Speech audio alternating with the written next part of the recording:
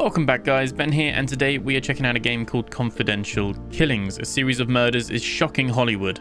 Use your detective skills, search the crime scene, find clues, solve the mystery. Who is pulling the strings behind these confidential killings? This is from Brain and Lorenzo Boni, and publisher is Surefire.Games. It's coming out on the 12th of January, and at the point of this video being released, the embargo will have been lifted, so you'll be able to check it out on Steam. It'll be linked in the description below as always, and there is a demo that you can check out as well. So if we're getting on with it, we might check out the whole thing. Should be a good time. It looks really stylish. I featured this in my games coming in January video and really caught my eye there. So we're going to check it out. I do love a little murder mystery kind of detective thing. And it's going to be $14.99, and there's going to be a 10% launch discount as well. So you'll be able to pick it up a little bit cheaper if it is something of interest. But yeah, let's check it out. Sit back, relax, like, comment, subscribe, and let's jump straight into Confidential Killings.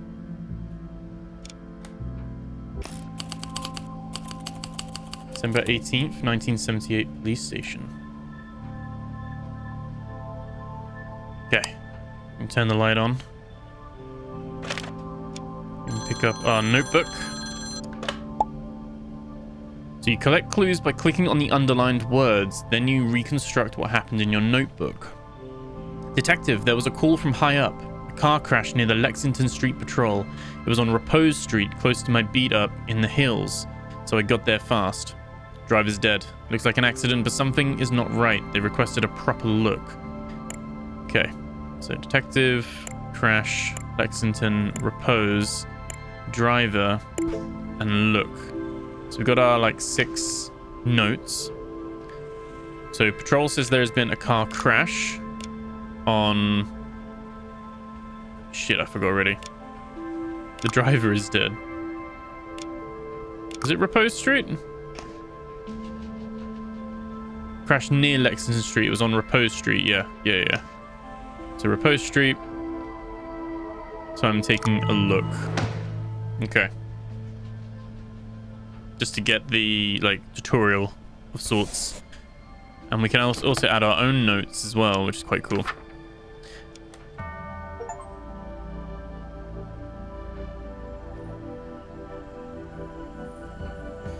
During your night shift, a call came from above. A patrol officer reported a crash in the hills, 1 fatality. They said it looked routine, but someone important wanted eyes on it. Okay. So that was the tutorial. That basically just shows how it works. Got the achievement for that. Okay, so now we can click. I really like the drawn, stylized view of it. All right, so Repose Street.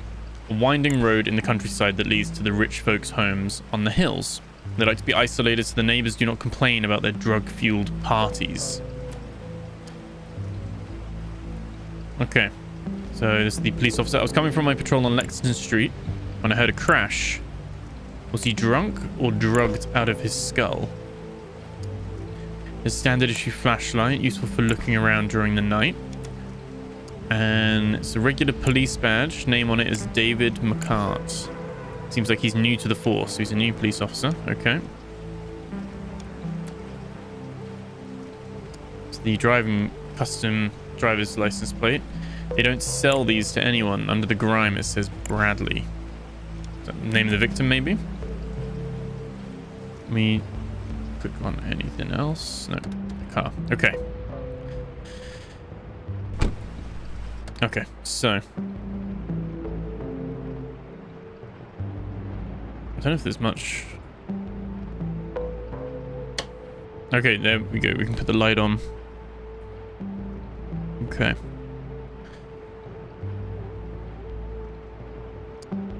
So from his look, he was going nowhere fast. Did the impact against the guardrail violently push his head against the windshield, killing him? And looks like he was dealing drugs. Frank, 50 grams. Ivy, 80 grams. Ray, crossed off. Jack, 100 grams. And then Jack Hizzy owes $200. Driver's license. So, Bradley Fraser. He lives on Galway Street.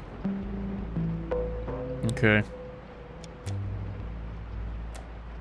So just drunk driver, or something else got to him. Don't know if we're missing anything else. We are. I mean, we're missing some things. Oh, the glove box. That's okay. So you can hover over the eye, and it will show you some things there. Okay. He must have felt untouchable. He's not even trying to hide his stuff. It looks similar to cocaine, but it's not. Some new drugs are hitting the streets, perhaps. It's high-grade stuff, packaged and ready to be sold. The bottle of quality whiskey. There is something floating inside, some sort of dust. The bottle is almost full, barely a sip was taken from it. But a sip was taken from it? Poisoned? Poisoned and crashed?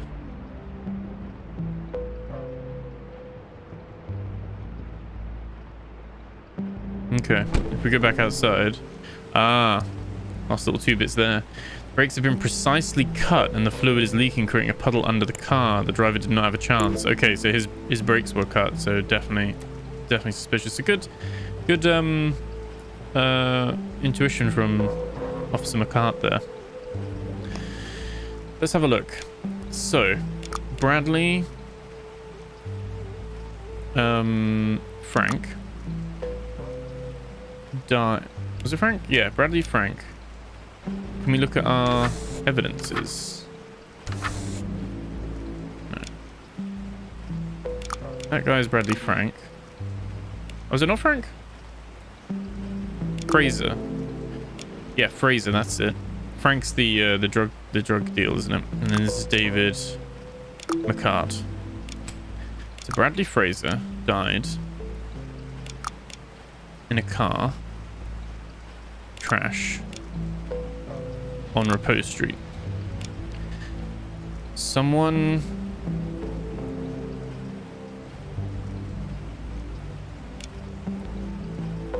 to make it look like he was a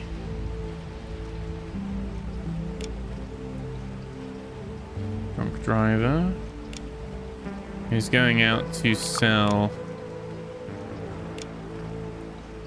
drugs, like cocaine but not cocaine. There's no option to cut, so someone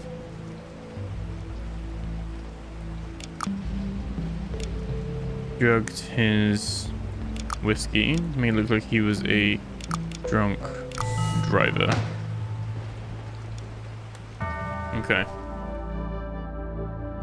Bluish dust in the whiskey, the Blake fluid leaking. This was no accident, although someone tried to make it look like one. Time to talk to the family. I like this so far. Trying to like complete all the clues. I played a more light-hearted version of the game called Duck Detective, and it's a similar thing. You find the clues, you move around in that one, you find the clues, and then you gotta put the evidence pieces in the right bit to deduct the case. Okay. So we've got quite a few bits to explore. Got medals. 4 medals from the Korean War, framed and polished. Certainly not an ordinary soldier we're talking about here. It is war hero material. Pop art piece, probably very valuable. Its meaning is obscure, but there must be some substance underneath it to be shown in such a prominent spot. Classical Hollywood portrait from the late 50s. It appears to be a publicity shot from the movie Gift of Nature. Clarissa Lemon. 1959. Is that Clarissa there? Similar earrings. An eclectic array of books. They include Dominic Fraser's Mind and Body, Total Control of the Mind Under Stress. Knocks on Packs by Alistair Crowley. Ezra Monarch's The Lost Connection. Murder the Weakness, again by Dominic Fraser. And Herbs and Their Properties by Bella Ward. Is Bradley really gone? He was the light of my life. She has a small ornate key to open a medicine box. A beautiful silver ring, simple and elegant, a very classy piece of jewelry. And we got a letter. This is Mrs. Lemon. Okay. Dear Mrs. Lemon, I feel terrible at the thought of leaving you alone tonight, but it was impossible to find any other nurse to take my place on such short notice. Mr. Fraser really insisted that I go visit my sister tonight, even though I told him there was no need. A little flu is nothing to be concerned about, but he was adamant. Please remember to take the new medicine the doctor prescribed in the doses he wrote on the prescription. I left my sister's phone number on the back. Don't hesitate to call me for anything. Please. I know you never want to disturb me, but that's what I'm here for. Our friendship goes beyond my job. Sincerely yours, Shirley Flores. Okay. So, I've got all those as well. An elegantly carved container made of dark ebony appears to be used as a medicine box. And we have a small plastic container for medicines. Only 3 pills remain inside it. And we've got a note. Mrs. Lehman, remember, these are the strongest sleeping pills on the market. I'm giving you a week's dosage. Take only 1 per day. So there's 3 left.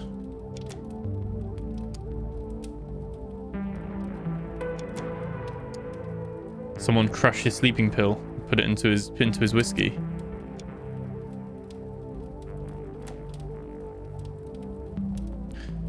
Interesting. Sabotaging and Seducing, written by Ezra Monarch.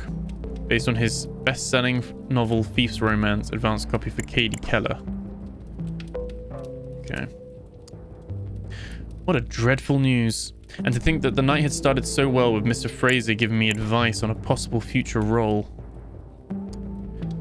My dear love, I did everything in my power so that we could work on the play together. I pray night and day that it will become a reality. Forever yours, Patrick.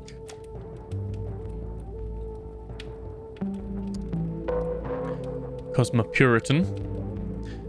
War hero turned media mogul to co-produce Monarch's latest play. I have full creative control, says the renowned author.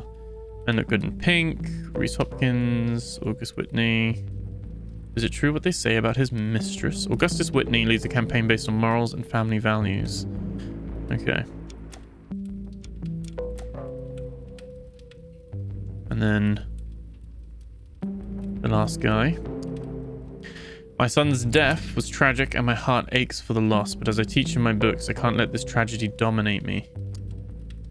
Mr. Fraser, I know I have a huge debt of gratitude to you that I will never be able to repay, but for 9 years I worked for you doing everything that was necessary, everything with no complaint.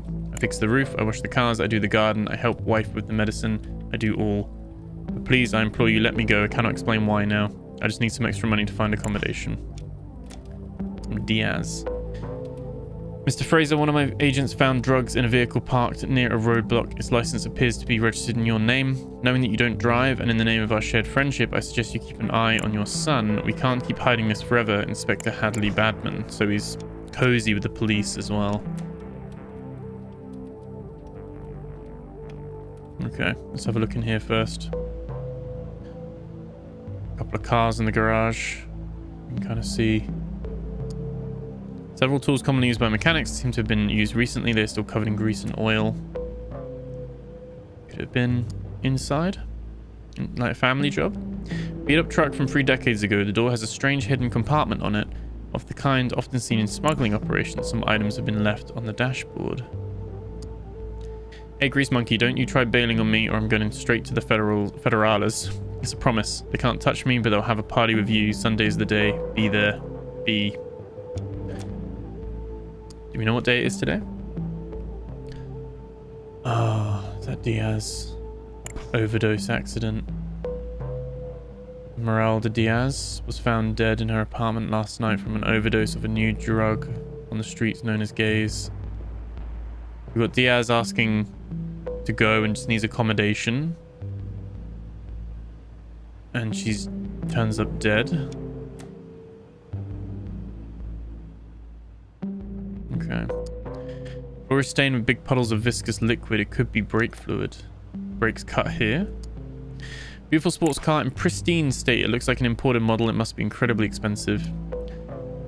Enough is enough. I will not do it. Not Sunday, not ever. You've seen what your stuff has done to my sister. I don't want anything to do with it anymore. I'd rather be in federal prison than bring another gram of that poison to you, Pedro. Okay. Full bottle of whiskey from an expensive brand. Hey Bradley, have you asked your daddy about his friend Roman? Do it. His reaction will surprise you. Okay.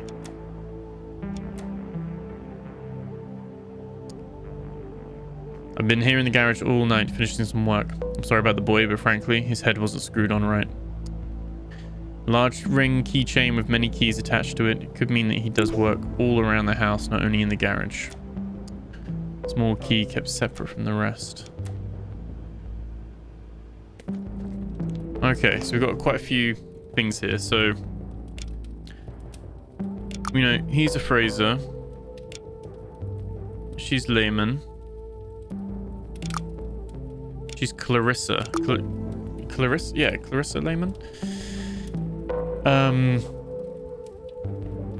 Let me... Oh, can I go back to clues? How do I go back? Oh, I just closed that, don't I?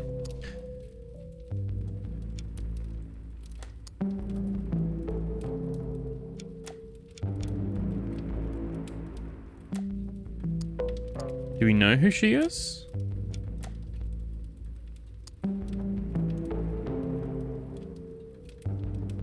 Katie Keller is going to be her name, isn't it? Advanced copy. She's going to be Katie Keller, I think. Yep. Do we know his first name? Like that phrase's first name? Mr. Fraser. That's Diaz. Mr. Fraser. Trying to see if we've got any... Oh, Dominic Fraser. Yeah. Okay, so he's the author. And to be fair, mind and body, total control of the mind under stress, and murder the weakness.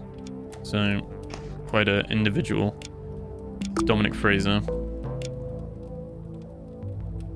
And it's his sister, so Pedro Diaz, maybe? Yeah. His sister has died. Okay.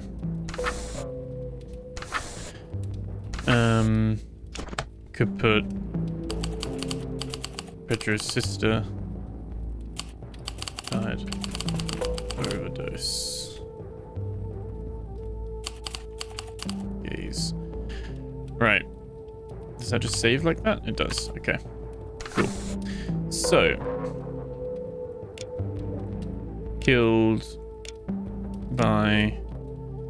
Yes, you could have that it's Pedro doing this. He has a motive, I guess. Killed Bradley Fraser by sabotaging his car and putting Bradley's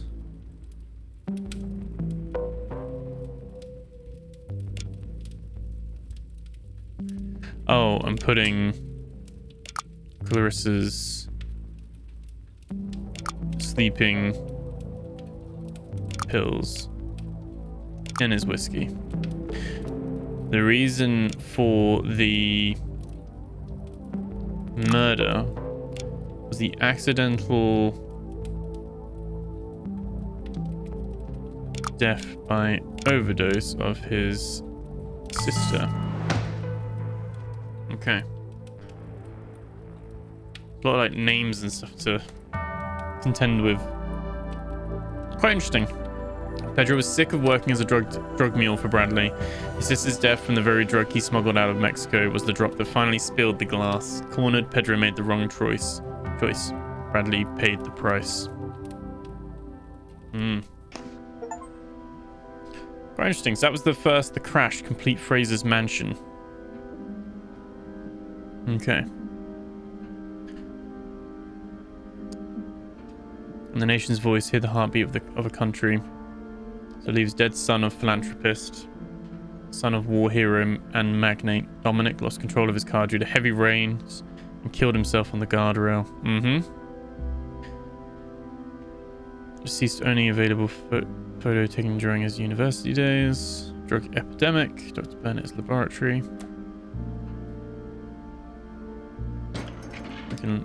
Oh, we got all the cases as well. Oh, you can see, look back at all the items relating to the different cases. That's cool.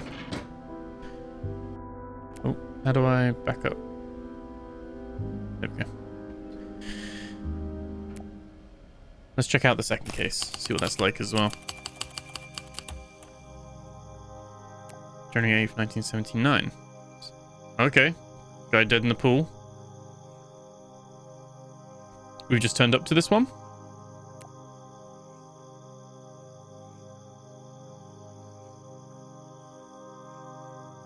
He's holding something in his hand. There we go. Petals from a red flower. Reminds me of a little bit of like L.A. Noire back in the day as well. Having to like search for clues and things like that. Obviously this is in a point and click kind of form. A bag made of fine leather lies abandoned next to the pool. Okay, Monday 10 till 12 rehearsal.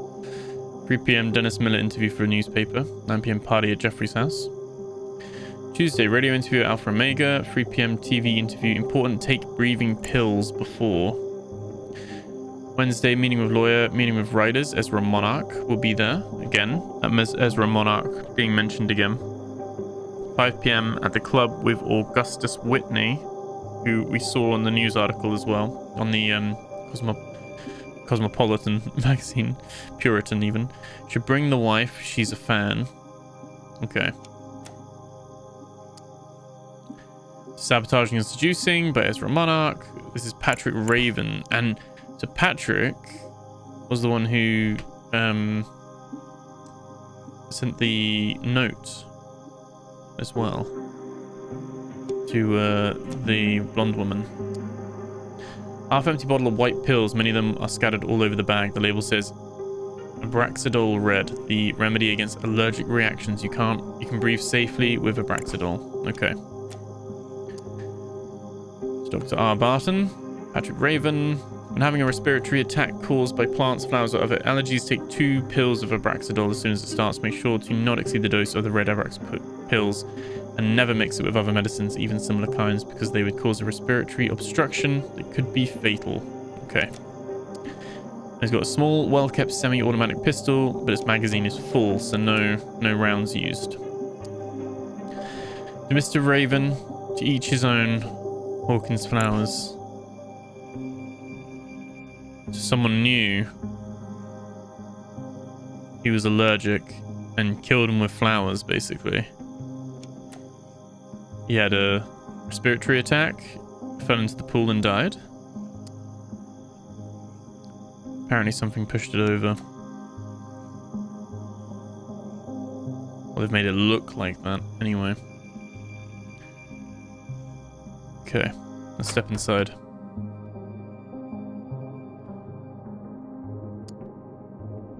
To Jeffrey, producer extraordinaire in the land of dreams, and his wife Nadine. Carl Claassen. Okay. Strange painting titled Homage to Buñuel. It shows an eye with a razor in front of it, not the most pleasant of images. A record by Troy Dixon has been left on the player. The start is scratching its surface. The sides should be swapped. The residents are too high to notice.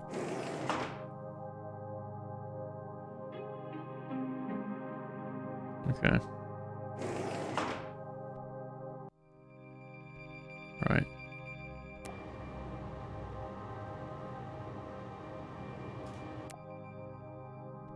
All dead though, are they? They're all just high, right? This man is on a bad trip, covered in sweat, dilated eyes, apparently oblivious to what is going on around him. He's muttering something unintelligible to himself. So fresh pack cigarettes, not even opened yet, and an expensive gold-plated lighter.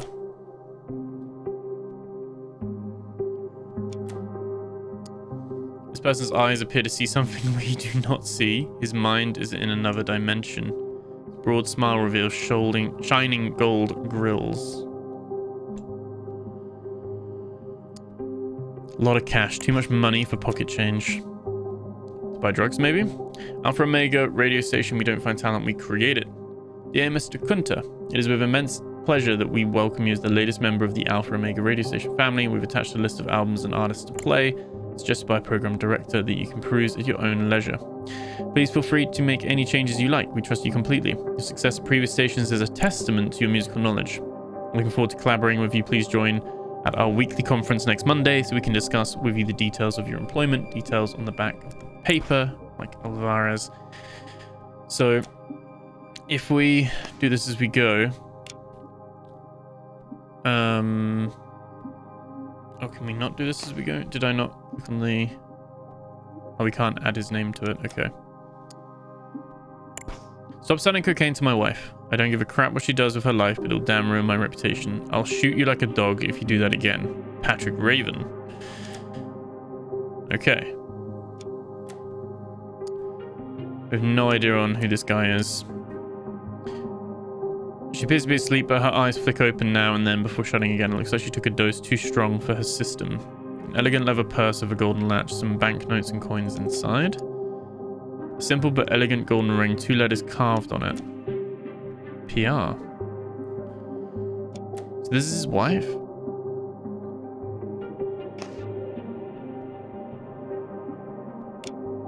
Okay.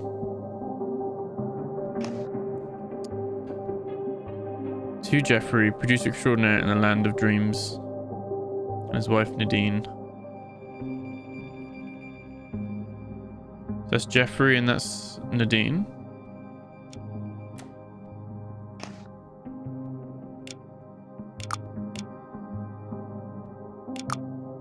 Okay.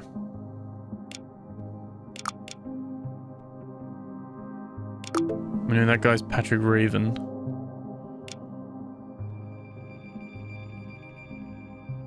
Okay, they're all the names we have at the moment. We got a noise complaint. Didn't expect to walk into this. They're not dead, just out of their heads. Some kind of drug hit them hard. He's got police issue 38. Let's check the bathroom. His mouth is covered in saliva and vomit, enough to make him suffocate and die. His arm is filled with marks. On his t-shirt it says, "You don't know Jack." But is he dead? Told you to stay away from my house. I can't hang with people like you in public. You're a PR menace. I'll shoot you if you come near me or my wife again. So Patrick was very keen on his public image and very protective of his wife and very eager to shoot people if they come near him. Almost empty pack of cigarettes, visibly yellow fingernails on the person's hand show he was a heavy smoker, and he's got a gold-plated lighter as well. Half-finished drug packets left in the bathroom sink. Someone had more than enough. An oblong wooden cabinet stocked with everyday bathroom essentials. A bottle of red pills. The label on them says Abraxador. Those were Patrick's. Small medicine container, empty. And some loo roll. But he wasn't out of tablets. He just didn't have a chance to have them beforehand. Did he have any in his bag? White pills. Someone switched the label.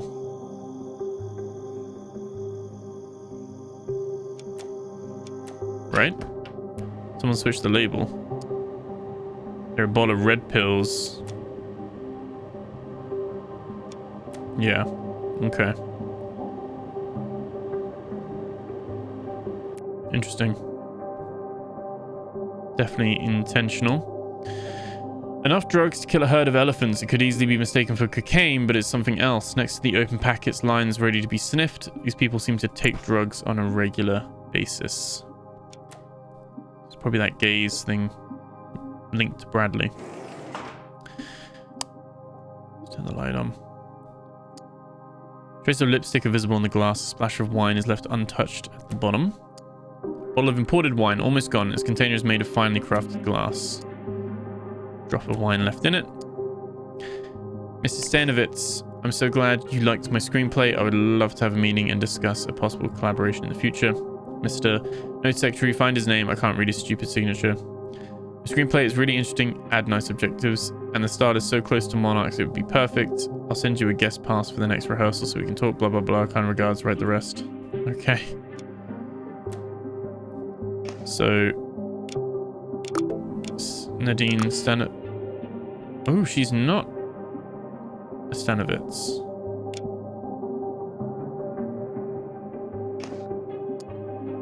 Woman is sleeping peacefully on the sofa. Her breath smells of alcohol. You bitch. First you steal my husband, then my role on production. I'll get you if it's the last thing I do. Katie, the muse of my... Oh, is that... Oh, yeah. In darkness after dusk, your laughter lights the sky like a sun. Each note A brushstroke on my heart. Katie, my irreplaceable muse, so beautiful you transcend the frame. Although a reckless vow binds me in my heart, you inspire my art, and not the bride I'm chained to. Love will be our masterpiece we won't speak of, a sad longing that colours my soul. So it's that Katie. It's the same woman, isn't it, from the previous one? I thought it was originally. She's got a Cosmopolitan again. Meet Kizzy, the DJ with the golden smile. Patrick Raven, the handsome teetotaler. No drugs, no alcohol, and Dominic Fraser's teachings. That's my secret. And he's dead. Gaze, the artist drug white as snow that is sweeping the land. It's my muse, says painter Carlson. So Carl Carlson painted this. And that's his wife, Nadine. Who isn't here. So that... We already have her name, though. That's why I thought it was a different person. We've got the lipstick. She's like schmoozing with this big old producer then. Dominic Fraser. I'm happy to report that you have been accepted for the role. The support of your colleague, Mr. Raven, has been overwhelming, and he was elated when I told him the news. I'm afraid I will not be at the party because such occasions are a burden to my temperament after my recent loss. But please feel free to communicate my approval to our producer when you see him tonight. You'll be able to celebrate together the good news and discuss the role. You are a rising star of a bright future, my dear. Dominic Fraser. That's that. Yes, that's Katie Keller. I can't put her name in the book, though, because I don't have her name. It hasn't carried over her name from previous. Not sure who these people are. We know this one's Kunter. We don't know who these guys are.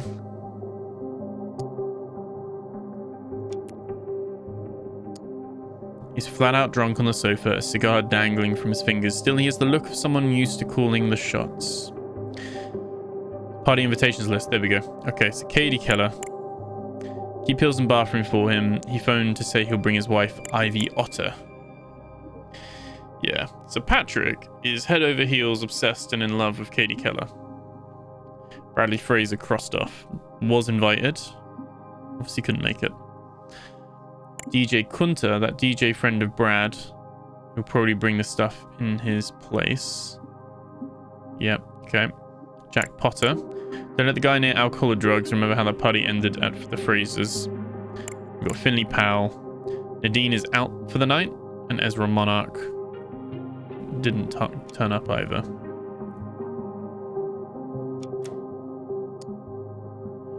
Hey Jeff, you old rascal. Remember that favor you owe me? Now it's me in need of a hand. I found this actress called Martha. And she's a beauty. She just needs a big break. She'd be perfect to fill a smaller role in your play. You wait and see her, then it's going to be you who'll thank me. Let's have a drink soon at the usual place and discuss this. Your pal Alex. P.S. Say hi to Nadine from me. Jeff, you old rascal. Okay. So we know this guy is something Kunter. Go back to this guest list. There's also... We've only got 9 out of 10, so we're missing something. Oh, role in the play. Okay. So Finley Powell, Jack Potter. So we can take a guess here. This guy's either Finley Powell. Yeah. And this guy's Jack Potter.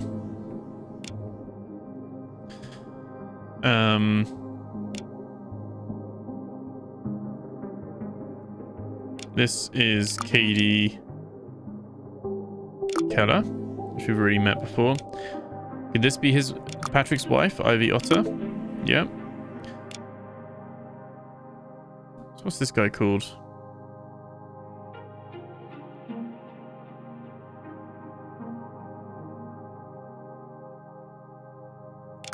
Jakizzy Kunter. There we go.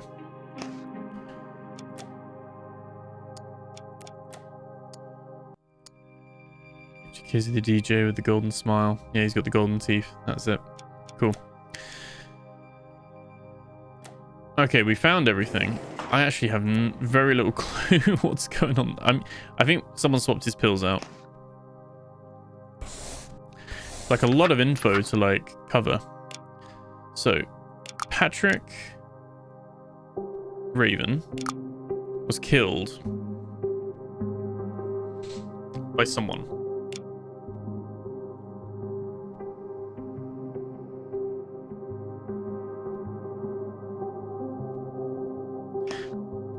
That's what I don't have in the moment. I don't have the motive. I don't know who wanted to kill him.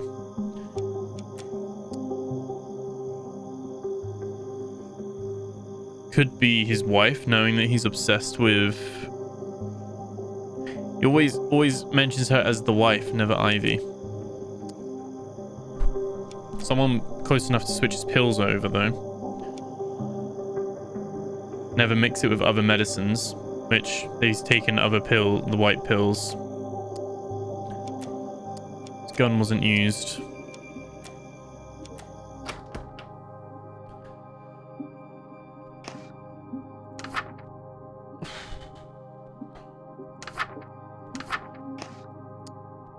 It's his motive, but maybe doesn't know.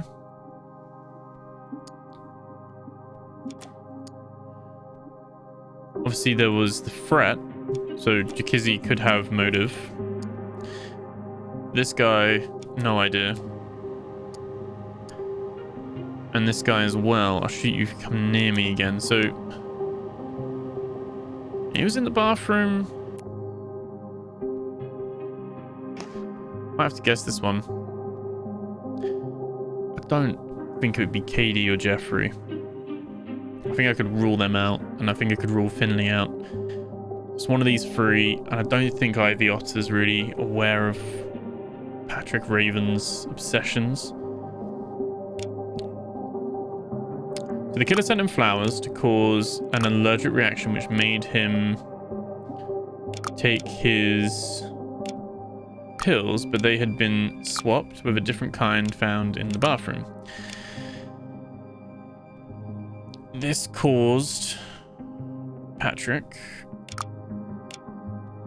Raven to suffocate and fall into the pool. Reason for the killing is the victim's relationship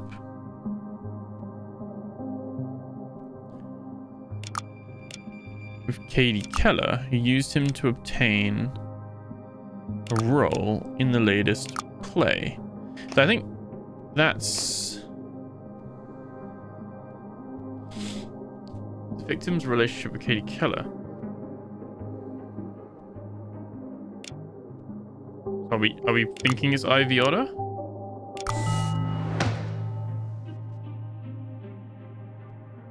She would know him enough. She would know that the pill swapping thing isn't something the other randos would probably know. Which is why my gut would go. They always say, don't they? The murder is normally with someone closest to you to begin with. He had it all, the looks, the talent, the money. Patrick even lived in a teetotal life, but his wife was jealous and she knew where to aim. All it took was a bouquet of flowers, drugs too, made a victim. The guest was found dead from an OD. Okay.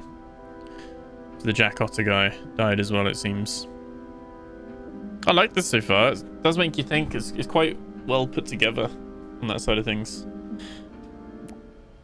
We'll do one more of these, I think, as well. The 9th of January, 1979, Horizon Theatre.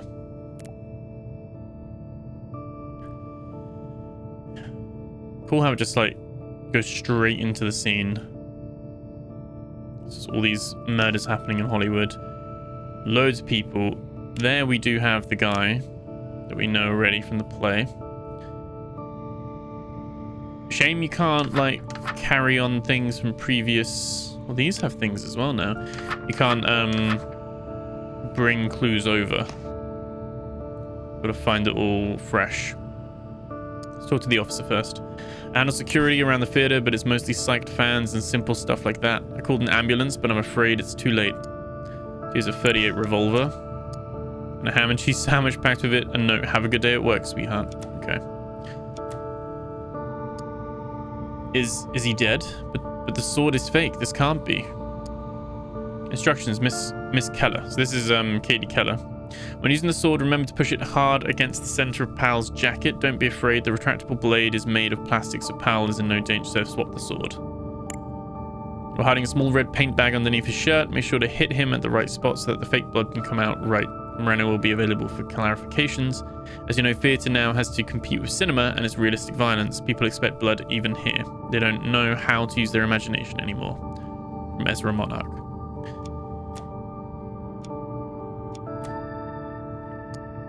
This wasn't in the screenplay, was it? I would have known otherwise. I wrote it. Ezra Monarch. It's a good scene though, very meaningful. Should we add it to the play? Last play of yours was a disaster. The production is in the red. We're only breaking even because of outside investments. You may be a pro at novels, but both theatre and cinema are different. Find some way to create some publicity. You hack. Or else. Jay. Enough of this bullshit about historical realism. Do you know how freaking hard it is to find these costumes? Last time I had to go to a museum, for Christ's sake, and beg them to loan us the props. It's a play, not a historical reconstruction. Now you ask for blood squibs, even in rehearsals, knowing full well how hard they are to wash from clothes. And do answer your damned phone. I'm tired of leaving notes for you. You can't avoid confrontation forever, you coward. Tommy Moreno.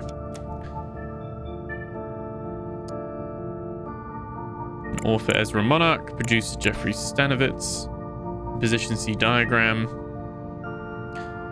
So Ruth and Hugh are in front of the other, at the center of the stage, preparing for a duel. Hugh doesn't know that it's Ruth he's fighting disguised in men's clothes. In a corner, Dorothy Darlington is watching, mute from terror, too scared to stop the tragedy. Hugh unsheathes his sword, Ruth does the same reluctantly. Prepare to die, villain. Hugh plunges the sword, Ruth moves to the right. She tries to defend herself and accidentally hits Hugh with her sword near the chest. Blood starts spraying from the flesh wound. Hugh drops the sword. In the corner, Marjorie Hastings comes running. Stop it, Mr. Culliper. You don't know who you're fighting. You really throw the wig? Those things are expensive, Jay. Ruth, crying, throws away her wig, revealing her identity, and holds Hugh. Why am I fighting the man that I love? Look at me. Can you see me? Okay. And a small quantity of gaze, the creative drug. Okay. The woman appears to be in shock, gasping for air. Her entire body is trembling and she seems unable to speak. Small metallic key. Penny. Okay, she's Penny. I'm on a casting call, so I won't be home for the day. I hope I get the role this time. A man can't depend on his wife. Please, please, please remember to ask Stanovic, or whatever the producer's name is, if he can find me a part in the play. Imagine if I had the role that inspired Finley Powell has. Both you and I in the same play would be settled for life. Let's make this dream real, whatever it takes. Henry. And she has a small knife on her hidden behind the dress belt. It looks very realistic, but it's made of plastic and bends to the touch. Okay, so she's got a fake prop knife. And then Hugh, or the person playing Hugh, was Finley, right? This is the guy that was in the party the other day. A man lies dead on the floor in a pool of blood. A light but sharp metal sword is planted deep in his chest. You're supposed to say the words like they're written on the fucking script, not make up your own mediocre dialogue. You're not the writer, I am. Remember that. I can get people hired and I can get people fired. Actors are exchangeable, writers aren't. Stay in your place, don't cross the line, or there will be consequences. Probably from Ezra Monarch, then. Hey, Finn, I sent that letter to Jeffrey. He won't complain anymore about giving you a raise after he reads it. You owe me, big pal. Baxter and Gillespie Law Firm. Okay. Some sort of blackmail behind the scenes. The sword, light but made of metal, is planted deep in the man's chest. It's hit the heart with uncanny precision. A light sword is laying on the floor next to the man's hand. Despite its realistic look, it is harmless. It is made of plastic and the blade is retractable, no more dangerous than a toy. So, Katie Keller accidentally has stabbed Finley. The sword has been swapped and she's probably just not experienced enough to know that that is a heavy sword. She's been told it's a prop sword. Why would she think otherwise? Moreno will be available for clarifications for the blood side of things. Okay. Right. We'll go backstage. Board used to hang notes for the theatre staff at the top of a small metal key on a hook. We've got loads of these. Opens the costume room. Okay. Please lock the door to the costume room after use. Expensive and uninsured items have gone missing in recent weeks. A grate has been installed on the window to avoid theft. There's no use if the door is left open. We've hired a security man to check the venue, but remember the best solution is prevention, management. Evelyn, stop leaving the key on the hook. And it's on the hook. The installation of the new vent in the costume room has created some electrical issues. This will be resolved soon, and they will not be a problem during the play opening. We're deeply sorry about the inconvenience management. What the hell are you waiting for to fix electricity? We can't work with blackouts every 30 minutes. We'll be switching the venue if this continues. Jeffrey Stanovitz. Evelyn, you stupid midget. Don't leave on the floor things that need to go on shelves. I don't care if you can't reach them. I'm tired of stumbling in the darkness, and I don't give a shit who gave you this job. Okay. I was here to talk with the producer. Instead I get stopped by police, and that journalist, he couldn't recognize talent even if he saw it, trying to interview Ezra instead of me. Idiots. Notebook filled with story ideas. The most promising ones have big red circles scribbled on them. Gloomy Clouds Over Paradise, A Dark Tale of Love and Betrayal by Jim Blair. Reserved for Jeffrey Stanovitz. Small 25 caliber semi-automatic pistol kept inside the bag, next to it a license for concealed carry. Jim Blair, backstage area, and an interview with producer Jeffrey Stanovitz, and also has some gays. Let's put this in. This is Jim Blair. This is Jeffrey Stanovitz. We already know. That guy is Ezra Monarch. Don't know if we know who Henry is yet. One of these two. Okay. We've got a few people in there so far. What a mess. This could either be the greatest publicity stunt or destroy us. Can I talk to the press about what's happening, or would it hinder the investigation? So my dear friend Jeffrey, this is from Dominic Fraser again. I know you have reservations about Katie Keller, but you have to trust me on this. We're trying to shape her into a star, instilling the self-confidence that she needs.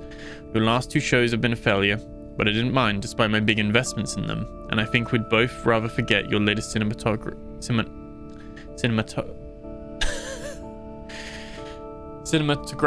flops. But this play has got to be a success, and Miss Keller is key to that. We invested a lot in her. Let's keep our eyes on success, not old grudges or revenge fantasies. Okay. So Dominic is basically funding Jeffrey. Jeffrey's struggling. Jeffrey has no position to say no. Mr. Jeffrey Stanovitz, oh, this is the letter from Baxter and Gillespie. We were running you on behalf of our client, Mr. Powell. We found severe irregularities concerning his work for the Stanovitz Theatric Company. Attached to this letter are a Sickler-styled copy of his hiring contract and a more recent paper clearly showing that my client's salary is below the rest of the cast, despite what is stated in paragraph 3C of the aforementioned contract. This serious mistake is not fixed within the manner specified in the... Can we turn the page? No.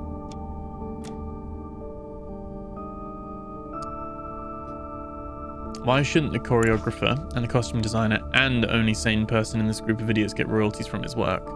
Without me, people wouldn't even know where to put their feet on the stage or what to wear on said feet. You don't want to let me in. Imagine that. Powell refused to see me when he was alive. Now I can't get to him when he's dead either. Press and D. Miller. Okay. Cosmopolitan. Become a better lover with our 5 spicy tips. Ivy Otter. She disappeared from the scene. Was the death of her husband the reason? Is there any truth behind the rumors of her alleged arrest? She's in early retirement. Full interview with her lawyer on page 63. So they've really hidden that when we've arrested her. Show must go on. Patrick Raven's tragic death doesn't stop the new Stanovitz production. All the latest news inside. We have a chat with Katie Keller, a future bright star. Interview with Jeffrey Stanovitz and Martha Hart. Remember to ask about cast changes plus Otter disappearance. Note to self, I need to investigate Monarch. That guy is such a phony, can he even write? News bulletin at radio station. News again, integrate stuff from morning interview. Interview for disco opening, bring Grayson Davis for photos. Hey, it's Troy. I'm leaving you a note at Alpha Omega. Remember when we first met? I just started and you were so nice and kind with your compliments about the music. You gave me such a confidence boost. Can I ask a big favor? My fiance is working at the theater and she doesn't believe enough in her abilities. It would do her a world of good if she talked to a journalist. You don't need to write an article or anything. Just chat with her like you did with me. She just needs a confidence boost. Okay. Is that Katie Keller's fiance? What's all this racket? Me? I stayed here the whole time waiting for Martha to try on her costume. But as usual, she's late. Expensive gold bracelet inscribed in tiny letters on the back of it. To my true love, I owe Ivy Otter. Is she cheating? And Patrick as well? That poisonous snake Katie is trying to steal my role. Can you believe that? You're my only solace in these troubling times. Come see me in the dressing room before closing time. Aye. Okay.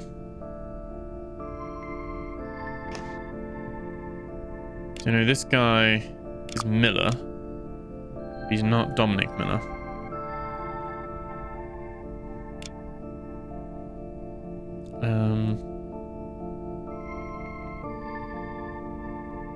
I don't think any of these are Ivy Otter, are they? She's not here. I think those names are just... Doesn't necessarily mean all the names have to fit somewhere.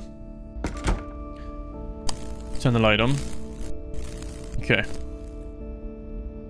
So Ruth Acker, Hugh Culpepper, Isaac Claydon, Dorothy Darlington, and Alistair McIntyre. Tommy Moreno. Is that him? Is that Tommy Moreno? Might be Henry. No, that's Tommy Moreno. Okay. So him and Ivy Otter have something going on. Interesting. Short window close to the ceiling that provides air to the room and is covered with metallic bars. A prop sword lies on the top windowsill in the grate. Someone tried to get rid of this in a hurry. Okay, so the sword's been stashed. Several boxes filled with scene objects, hats, purses, belts, plastic knives, fake pistols. It appears that someone dropped a newspaper clipping inside it. Ivy Otter's disappearance, not everything as it seems. Revelations from the anonymous source suggest the actress was arrested, and Katie Keller, to get the role that was once Otter's. Okay.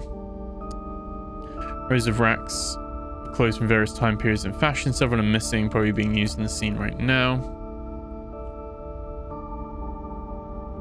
Okay. I think... Dressing room 3. Someone's getting changed, apparently. Like the little mirror drawing reflection there. A woman's bag has been left on the desk. It looks similar to a model from an expensive brand, but the logo on it is wrong, and it's made of fake leather. So pretending to be more than they are. Remember, it's a small role, but it could be your big break. Do everything you can to get noticed. I mean, everything. If it works out, you can finally get married. Love you, T. And cheap red lipstick. Who are you? Are you the journalist I was waiting for? What, the police? I haven't left this room. I've been stuck here waiting for Evelyn to bring me the right costume. The woman is wearing a small and simple ring on her hand. TD.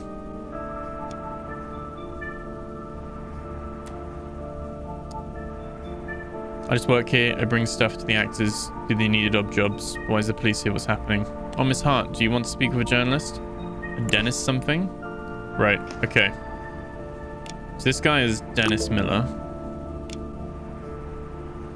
She is Miss Hart, but we can't put her name in yet. This is Evelyn. But we know her name's Miss Hart. Right.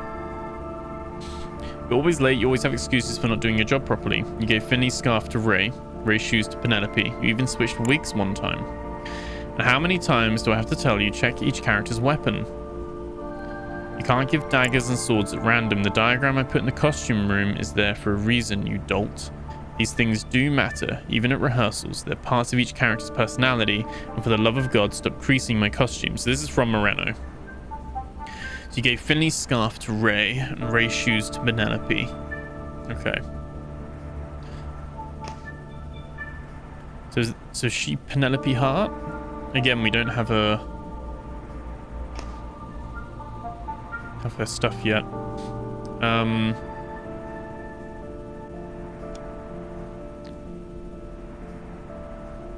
So did someone switch the diagram? Or because Evelyn at the moment is the one who Seems to be the person who hands them the stuff. First they forced... This is from Stanovitz. First they forced my hand to hire you, and I didn't like it. Then you keep mistaking actors, arriving late, forgetting appointments. I keep hearing complaints all the time from the crew about you. You gave the wrong costume to Finley 3 times. I don't care if your uncle is a bigwig. More mistakes and you pack your bags. Am I clear? Okay, she's struggling. Dear Lynn, or should I say Miss Cox? Okay, so she's Evelyn Cox.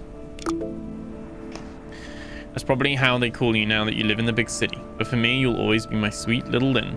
I was so happy to read that the assistant's job at the theatre uncle found you is going well, and that you quickly earn the respect and sympathy of your colleagues. I was afraid for you when you first moved, having heard so much about people in the big city being rude to us country folks, but I'm relieved my little daughter proved me wrong. Life at the farm has been hard since Daddy is gone, but I'm sure glad I have your brother with me, who's a hard worker. If you see Uncle Preston, I know how busy he gets with his travels and conferences. Thank him again for me, for all he's done. Write me soon, your letters light up my days, Mum. Not quite telling the truth of what's going on.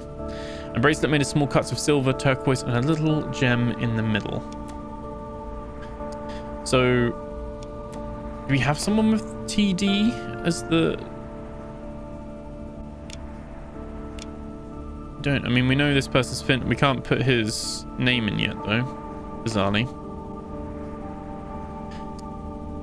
So Marjorie Hastings is the character. Martha Hart's requested costume changes to her costume. Lighter sword prop. She wants a bigger neckline, no wig, hidden belt, shorten, larger on the floor. Dressmaker I usually commission these things was closed, so I had to work extra hard to make all these last minute changes. You're welcome. If little Missy is late at the rehearsal, don't blame me. So main characters, we've got Ruth Acker as Katie Keller. Hugh Culpepper was Patrick Raven, now Finley Powell. So the same person playing the character has now died twice. Like, you know what I mean? Like the characters had 2 actors both killed. Isaac Claydon as Ray Mildred. We've got Penelope Marshall as Dorothy. Reese Hopkins as Alistair McIntyre. And Marjorie Hastings as Martha Hart. So she is Martha Hart. There we go. This guy is Finley Powell. And Katie Keller. So we've got all the people of real note.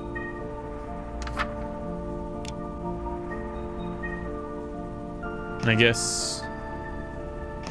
Do we put like Ruth Acker in? Does it have that, or is it the...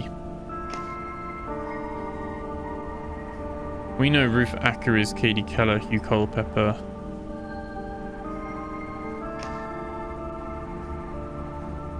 What's her character look like? Is hers even on there? No. I should connect the role to the name of the actor.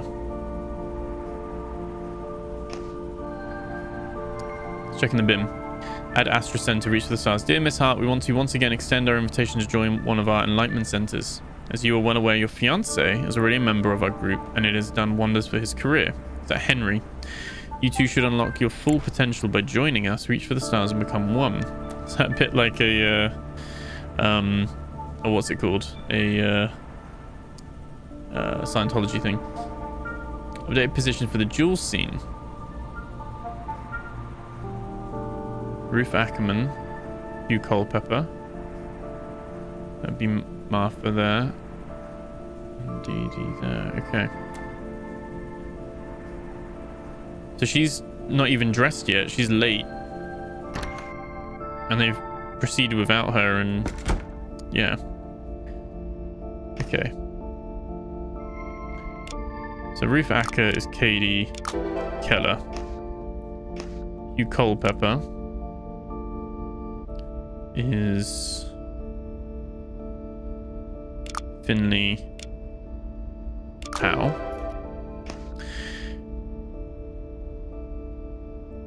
We have Isaac Claydon and Dorothy Darlington. Okay, so if we go back into there. So Dorothy Darlington is Penelope Marshall. Isaac Clayton as Ray Mildred.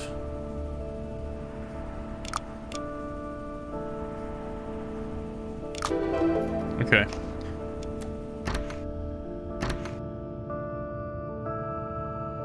So that's Penelope. Penelope Marshall. That's Katie. That's Katie Keller there. Finley Powell's there. So where's Ray Mildred? Are we missing anything? We're missing something. We're missing one clue from somewhere.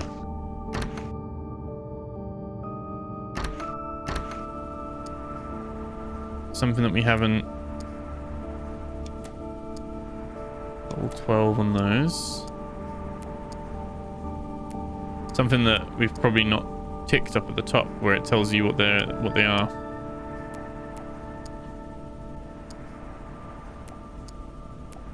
Yeah, you got the love you note from T as well. Positions. That's all good.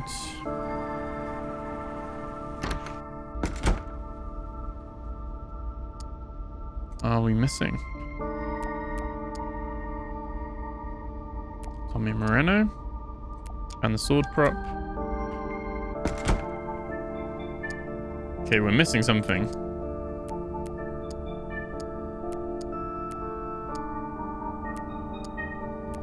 Yeah, he has the interview with Jeffrey Stanovitz, and he did take up the option to do the interview with Martha Hart as well.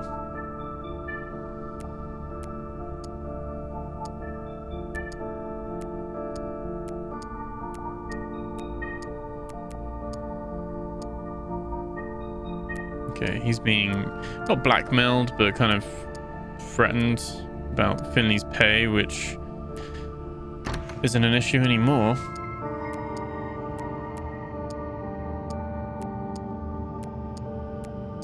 Okay, I'm missing something. What am I missing? Oh, 1 out of 2. There we go. We make sure to hit him at the right spot. Perfect. Again, I don't really have a motive for who killed him, but we know Finley Powell and technically Katie Keller has done this, but it's not. I don't think she's being used as a pawn. With a real sword, mistaking it for a prop. That's fine. Okay, there's a lot of stuff here. So someone, it'll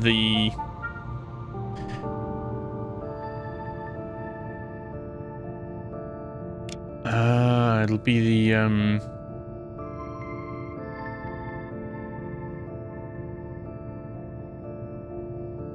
choreographer, right? Tommy Moreno.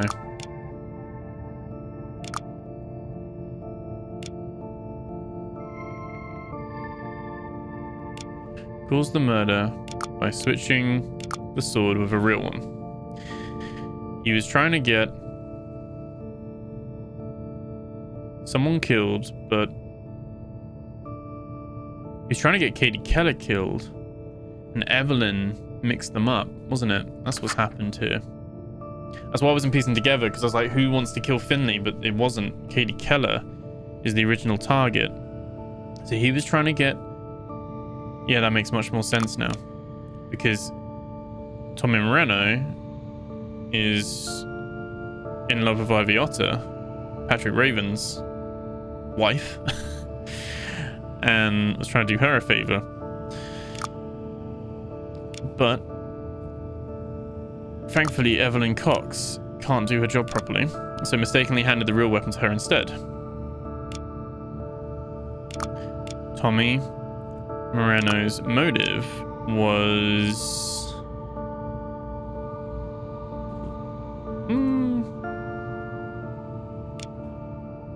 He blamed... I think it's love. Katie Keller for the arrest of his lover, Ivy Otter. I like how they're all like... Oh, it's not love then. It's revenge. I like how there is like a thread of continuity between them all. That shit craziness of Hollywood. He wanted revenge for his lover. A switched prop turned performance into reality. The plan failed. The wrong person paid for it. Here we go. Okay, complete the theater. So that was like the first 4 cases of this game. And there are 1, 2, 3, 4. I think another 4 maybe on top of that. So yeah, what we might do is come back with another episode of this and do the rest of them in that one. But like I said, that is Confidential Killings. Basically get a good idea of how it works there, and point and click, and kind of piecing together the evidence and the characters and things like that. But yeah, hope you enjoyed it. Remember to like, comment, subscribe. Thank you so much for watching, and I'll catch you guys in the next video. Take care.